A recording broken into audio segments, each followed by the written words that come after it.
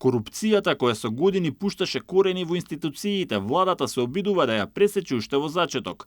Откако Мицкоски најави нова бесплатна телефонска линија во МВР, каде секој граѓанин ќе може да го пријави случајот и лицето кое што ќе побара или ќе понуди подкуп, познавачите со солидни оценки сметаат дека телефонското пријавување е клучно, па води кон темелна проверка и откривање. Доколку вие немате соработка на највисоко можно ниво во државата, тогаш вие не можете, а особено соработката помеѓу јавното обвинителство, кое што е на врвот на истрагата, и сите оние органи кои што учествуваат во предистражните действија. Зборувам за царина, за полиција, за финансиска полиција, за управа за јавни приходи, за инспекцијски служби и така натака.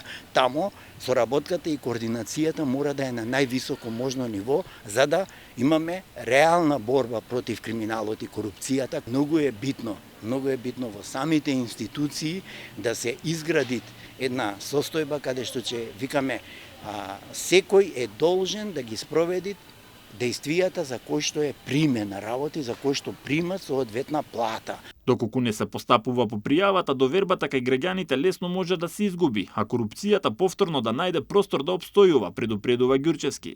Според него, успехот нема да се мери според бројот на примени повици, туку според бројот на расчистени случаи, покренати постапки и изречени санкции.